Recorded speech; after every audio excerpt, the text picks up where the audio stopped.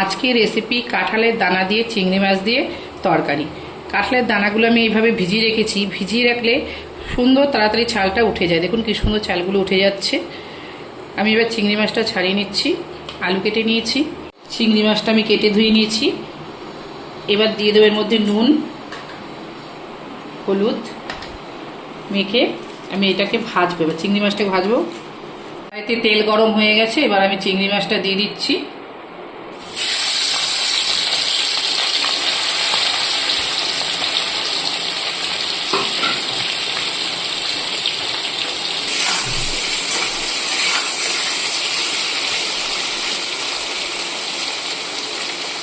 মশলার জন্য আমি নিয়ে নিচ্ছি একটা পেঁয়াজ, কয়েক রসুন, কাঁচা লঙ্কা আর আদা।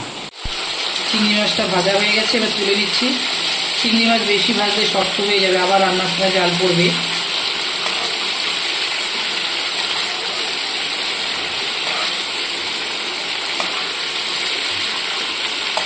এই তেলের মধ্যে দিয়ে দিচ্ছি তেজপাতা আর সাদা জিরে।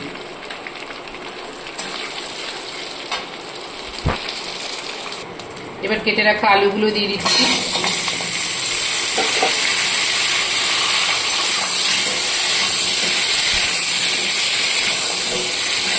আলুগুলো আমি ভালো করে ভেজে নেব। আলুটা 50% ভাজা হয়ে গেছে। এবার এর মধ্যে মশলাগুলো দিয়ে দেবো। দিয়ে দিচ্ছি নুন হলুদ, বেটে রাখা আদা রসুন পেঁয়াজ লঙ্কা সব দিয়ে ভালো করে কষিয়ে নেব। এবার দিয়ে দেবো কাঁঠালের দানাগুলো।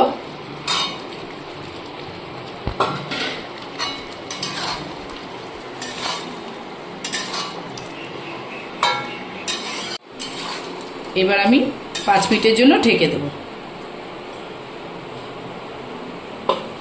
এবার 5 মিনিট পর ফিরে এলাম।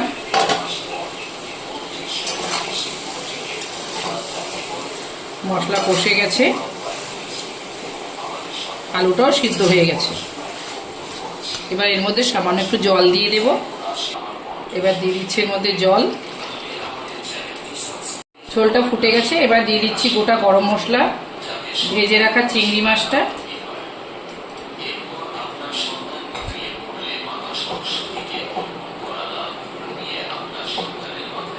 আর একটু ফুটবে 5 মিনিট।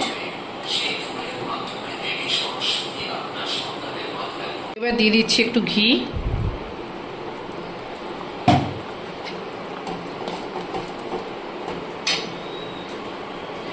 আর দেবো একটু ধনেপাতা কুচি।